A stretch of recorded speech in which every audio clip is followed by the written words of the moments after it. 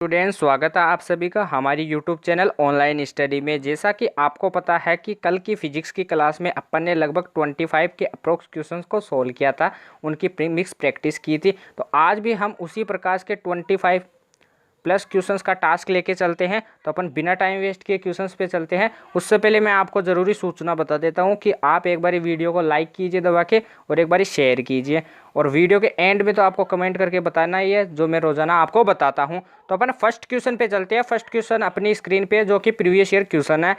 एक प्रकाश विद्युत सेल परिवर्तित करता है। जो एक प्रकाश विद्युत सेल होता है वो क्या परिवर्तित करता है? प्रकाश ऊर्जा को विद्युत ऊर्जा में।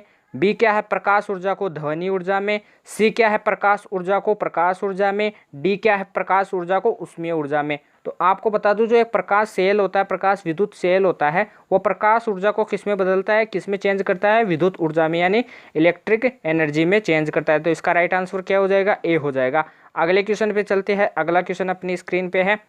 भू स्थिर उपग्रह की ऊंचाई क्या है? ये भी प्रीवियस ईयर क्वेश्चन है। भू स्थिर उपग्रह होता है वो कितनी ऊंचाई पर होता है, ये आपको बताना है।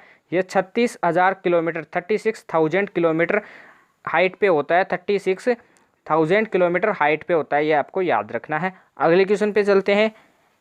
तेल जल के ऊपर फैल जाता है या फिर तेल जल के ऊपर तैरता रहता है, क्योंकि इसका कारण क्या है?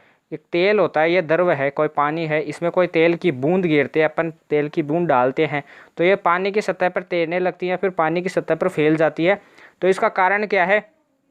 तेल का सरफेस टेंशन जल से कम होता है, ये इसका कारण है। क्यों? क्योंकि तेल का जो पृष्ठ तनाव, सरफेस टेंशन का मतलब क्या होता है? पृष्ठ तनाव जल से कम होता है। इसके कारण जो तेल की बूंद होती है वो जल के ऊपर क्या हो जाती है? फैल जाती है। तो इसका कारण है। अगले क्वेश्चन पे चलते हैं। सूर्य की ऊर्जा उत्पन्न होती है। जो सूर्य की ऊर्जा होती है वो किस विधि द्वारा उत्पन्न होती है, या फिर सूर्य में जो ऊर्जा उत्पन्न होती है वो किस के कारण उत्पन्न होती है? नाभिकीय संलयन अभिक्रिया द्वारा होती है, आयनन अभिक्रिया द्वारा होती है, नाभिकीय विखंडन विधि द्वारा होती है, या फिर नन ऑफ दिस। आपको बता दूं, जो सूर्य में जो ऊर्जा उत्पन्न होती है, फिर सूर्य की जो ऊर्जा उत्पन्न होती है वो किसके कारण उत्पन्न होती है? नाभिकीय संलयन। यानी इसका राइट आंसर क्या हो जाएगा? ए हो जाएगा। इसका राइट आंसर ए हो जाएगा। बी रोंग हो जाएगा, सी रोंग हो जाएगा, डी रोंग हो जाएगा। अगले क्वेश्चन पे चलते हैं। अगला क्वेश्चन अपनी स्क्रीन पे है। जब शुद्ध जल में डिटर्जेंट यानी सर्फ, डिटर्जेंट कपड़े धोने वाला जो सर्फ होता है उसे डाला जाता है तो उसका जो सरफेस टेंशन होता है वो क्या हो जाता है? वो हमेशा डिक्रीज हो जाता है। डिक्रीज होगा तभी वो धुलाई करता है, यानी तभी वह कपड़ों को साफ करता है। तो इसका राइट आंसर क्या हो जाएगा? ए हो जाएगा। बी रोंग हो जाएगा, सी रोंग हो जाएगा, डी रोंग हो जाएगा। क्या हो जाएगा? घट जाता है सरफेस टेंशन। अगले क्वेश्चन पे चलते हैं। विद्युत ऊर्जा को यांत्रिक ऊर्जा में बदलने वाली युक्ति का नाम क्या है? विद्युत ऊर्जा को जो यांत्रिक ऊर्जा में बदलती है ऐसी युक्ति कौन सी है? ए ऑप्शन क्या है? डायनेमो। बी ऑप्शन क्या है? विद्युत मोटर। सी ऑप्शन क्या है? दोनों। डी ऑप्शन क्या है? None of this. विद्युत ऊर्जा को यांत्रिक ऊर्जा का मतलब है कि जो विद्युत ऊर्जा को किसमें? मैकेनिकल एनर्जी में, यानी यांत्रिक ऊर्जा में कौन बदलती है? आपको बताना, ये होती है विद्युत मोटर। ये क्या होती है? विद्युत मोटर। तो इसका राइट आंसर क्या हो जाएगा? बी। विद्युत ऊर्जा को यांत्रिक ऊर्जा में कौन बदलता है? विद्युत मोटर। अगले क्वेश्चन पे चलते हैं। अगला क्वेश्चन अपनी स्क्रीन पे है। पदार्थ के संवेग और वेग के अनुपात से कौन सी भौतिक राशि प्राप्त होती है अपने को? सबसे पहले संवेग का जो फॉर्मूला होता है वो क्या होता है? P is equal to momentum का जो फॉर्मूला होता है P is equal to M V. Equation first. M यहाँ पे मास है, वी क्या है? वेलोसिटी है। और वेग की फॉर्मूला होता है वो क्या होता है? V इज इक्वल टू क्या होता है? विस्थापन अपोन में टाइम होता है। विस्थापन डिस्प्लेसमेंट अपोन में क्या होता है? टाइम होता है। इक्वेशन 2। अपन क्या करेंगे? मोमेंटम और वेग का अनुपात लेते हैं एम वी अपोन में वी। तो वी से वी चला जाता है, क्योंकि वेलोसिटी से वेलोसिटी चला जाता है, तो बचता क्या है अपने पास? मास। तो क्या बचता है? द्रव्यमान बचता है। संवेग और वेग के अनुपात से जो भौतिक राशि प्राप्त होती है वो क्या होती है? मास होती है, यानी द्रव्यमान होती है। अगले क्वेश्चन पे चलते हैं। अगला क्वेश्चन अपनी स्क्रीन पे है। शून्य में स्वतंत्र रूप से गिरने वाली वस्तु का क्या सम्मान रहता है?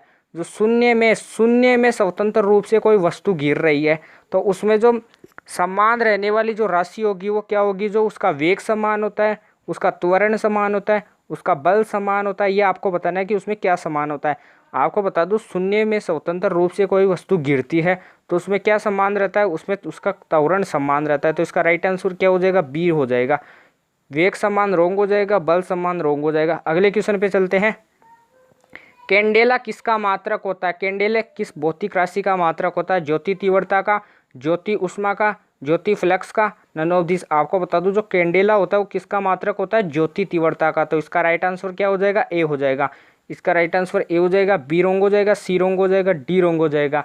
अगले क्वेश्चन पे चलते हैं। अगला क्वेश्चन अपनी स्क्रीन पे है, क्यूरी किस भौतिक राशि की इकाई है। क्यूरी किसकी इकाई होती है, क्यूरी किसका मात्रक होता है, रेडियो एक्टिव धर्मिता का, ताप का, दाब का, या फिर नन ऑफ दीज। आपको बता दूं जो क्यूरी होती है वो किसकी इकाई होती है, रेडियो एक्टिव धर्मिता की। तो इसका राइट आंसर क्या हो जाएगा, ए हो जाएगा। अगले क्वेश्चन पे चलते हैं। अगला क्वेश्चन अपनी स्क्रीन पे है, शरीर का वजन कहाँ पर अधिकतम होता है। शरीर का जो वजन होता है जो कहाँ पर मैक्सिमम होता है, आपको बता दूं वो ध्रुव पर होता है, क्योंकि ये पृथ्वी है और ये यहाँ पर इसकी एक्सिस है और ये वाई एक्सिस है। यहाँ पे एक्सिस पे तो क्या होता है, इक्वेटर होता है, और वाई एक्सिस पे क्या होता है, पोल होता है। इक्वेटर पे जो होता है भार यानी डब्ल्यू की वैल्यू क्या होती है, डिक्रीज होती है, और पोल पे जो भार होता है उसकी वैल्यू क्या होती है, इंक्रीज होती है, और गुरुत्वीय त्वरण की वैल्यू भी इंक्रीज होती है। गुरुत्वीय त्वरण की वैल्यू इक्वेटर पे क्या होती है, डिक्रीज होती है। तो शरीर का वजन यानी अपन पोल पे जाती है तो अपना वजन क्या हो जाता है, मैक्सिमम हो जाता है। तो ध्रुव पर यानी पोल पर शरीर का वजन क्या हो जाता है, मैक्सिमम हो जाता है। अगले क्वेश्चन पे चलते हैं। लेंज का नियम किस नियम की पालना करता है। लेंज का नियम किसकी पालना करता है, संवेग संरक्षण की, द्रव्यमान संरक्षण की, ऊर्जा संरक्षण की, नन ऑफ दिस। आपको बता दूं जो लेंज का नियम होता है वो ऊर्जा संरक्षण के नियम की पालना करता है। तो इसका राइट आंसर क्या हो जाएगा, सी हो जाएगा। अगले क्वेश्चन पे चलते हैं। अगला क्वेश्चन अपनी स्क्रीन पे है, यदि किसी वस्तु का वेग दुगुना कर दिया जाए तो, यदि किसी वस्तु का वेग दुगुना कर दिया जाता है तो उसका संवेग दुगुना हो जाता है, उसकी गतिज ऊर्जा 4 गुनी हो जाती है। उपयुक्त दोनों सही है या फिर नन ऑफ दिस। आपको बता दूं वेग दुगुना करना है यानी वेग की वैल्यू 2 रखते हैं, 2 रखते हैं। संवेग का जो फॉर्मूला होता है वो होता है P = mv, v की वैल्यू 2, तो ये क्या हो जाएगा 2mv, यानी जो पीडेस होगा वो क्या आ जाएगा 2p, यानी संवेग दोगुना हो जाएगा। फर्स्ट सही है। सेकंड में चलते हैं। गतिज ऊर्जा क्या होती है, काइनेटिक एनर्जी = 1/2 mv²। 1/2 ऐसे कैसे रहेगा, m ऐसे कैसे, v की वैल्यू 2 रखेंगे तो 2 का स्क्वायर क्या हो जाएगा 4, यानी गतिज ऊर्जा कितनी हो जाएगी, 4 गुनी हो जाएगी। तो दोनों ऑप्शन सही है, तो इसका राइट आंसर क्या हो जाएगा, सी, उपयुक्त दोनों सही है। अगले क्वेश्चन पे चलते हैं। अगला क्वेश्चन अपनी स्क्रीन पे, यंग प्रत्यास्थता गुणांक का एसआई मात्रक क्या होता है, एसआई यूनिट क्या होता है आपको बताना है। जो यंग प्रत्यास्थता गुणांक होता है इसे वाई से डिनोट किया जाता है। जो इसका एसआई मात्रक होता है, एसआई यूनिट होता है, ये क्या होता है, न्यूटन अपॉन में क्या होता है, मीटर स्क्वायर, न्यूटन अपॉन में मीटर स्क्वायर। इसकी जो डायमेंशन होती है न्यूटन की क्या होती है, m1 l1 t-2 होती है। मीटर स्क्वायर की क्या हो जाएगी, l2, ऊपर जाएगा l2 तो m1 l-1 और t-2 क्या हो जाएगी, इसकी डायमेंशन हो जाएगी। ये भी पूछा जाता है, ये भी प्रीवियस ईयर क्वेश्चन है।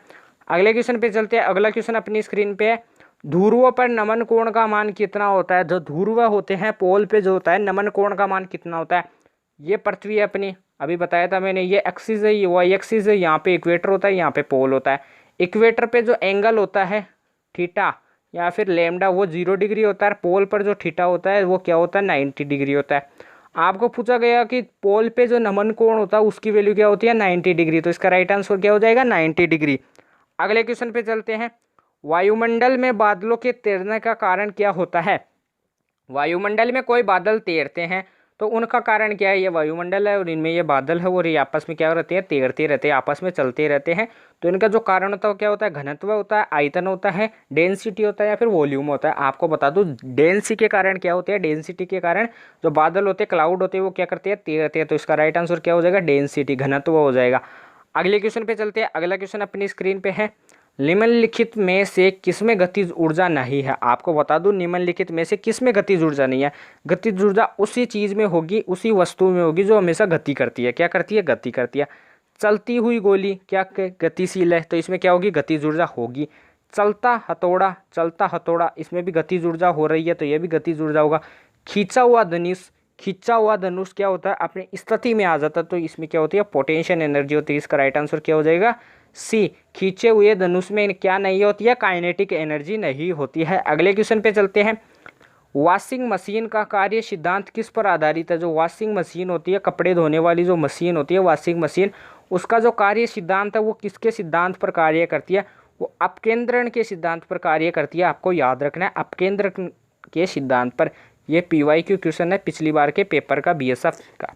ये नेवी में भी आया हुआ है, ये SSC में आया हुआ है, ये RRB ग्रुप डी में भी आया हुआ है। तो इसको आपको मोस्ट इंपॉर्टेंट लगा लेना है अपकेंद्रण के कारण। अगले क्वेश्चन पे चलते हैं।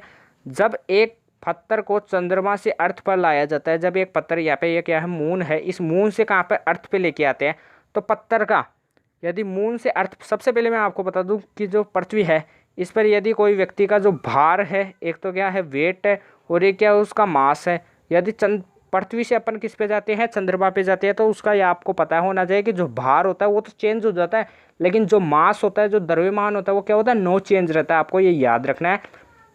भार नहीं बदलेगा, मास अपरिवर्तित रहता है, यानी द्रव्यमान अपरिवर्तित रहता है, भार बदलेगा।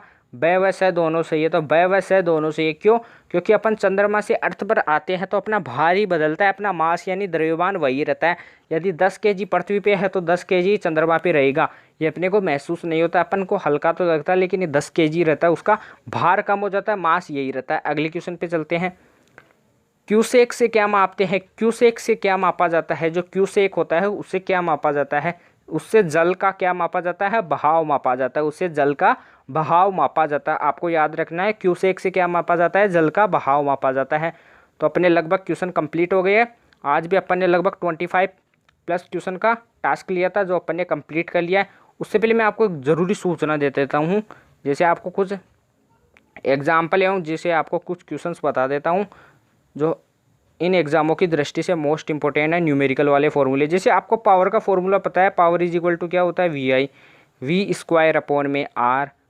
ऐसे 3 फॉर्मूले होते हैं, V²/R होता है और I²R होता है। ये कैसे होता है? I²R होता है। इन फॉर्मूलों को आपको याद रखना है, क्योंकि इनसे एक ना एक क्या होता है, न्यूमेरिकल बनने के चांस रहते हैं। एक आपको ये याद रखना है, एक आपको आवर्तकाल का फॉर्मूला याद रखना है, T=2π√L/G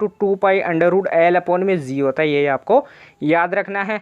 और आपको रेंज वाले फॉर्मूले भी याद रखने हैं कि R बराबर क्या होता है, 4H होता है। ये आपको डायरेक्ट कंडीशन याद रखनी है, R बराबर 4H होता है, ये याद रखना है। क्योंकि जो रेंज होती है और R यानी रेंज होती है और H यानी क्या होती है, हाइट होती है। H यानी क्या होती है, हाइट होती है। तो इनका आपको क्या याद रखना है, इनका संबंध याद रखना है। और आपको मैं ऐसे ऐसे मोस्ट इंपोर्टेंट क्वेश्चन बताते रहता हूँ जो कि मोस्ट इंपोर्टेंट होते हैं। जैसे आप जानते हैं कि कोणीय संवेग और जो प्लांक नियतांक होता है, जो उसका उनका मात्रक होता है, वो होता है सम्मान जूल/सेकंड होता है। इनसे वीमा या फिर कुछ भी पूछा जा सकता है, आपके एग्जाम की दृष्टि से मोस्ट इंपोर्टेंट है। तो अपन कल मिलते हैं नई सेशन के साथ, 25 क्वेश्चन के टास्क के साथ। आज का सेशन आपको कैसा लगा आप कमेंट करके बताना। वीडियो आपको कैसी लगी ये भी बताना है। एक बार वीडियो को आप लाइक कीजिए, एक बार वीडियो को शेयर कीजिए। अभी तक अगर आपने हमारे चैनल को सब्सक्राइब नहीं किया है तो चैनल को भी सब्सक्राइब कर लीजिए। और हमारे पास जीके सर की क्लास आने वाली है और इंग्लिश की क्लास आने वाली है, तो आप उन क्लासों को भी देखिए। और केमिस्ट्री की क्लासें भी आ रही है, तो उन क्लासों को भी देखिए। क्यों? क्योंकि बीएसएफ में इन सभी फिजिक्स के क्लास के अलावा इन सभी क्लासों को भी लेना अनिवार्य है, क्योंकि इन क्लासों को भी लेना आवश्यक है। इनके बिना आपका स्कोर क्या है, 0 है। इनके बिना आपका स्कोर 0 है। तो आपको इन क्लासों को भी लेना है। अपन कल मिलते हैं नए सेशन के साथ, तब तक के लिए जय हिंद, जय भारत।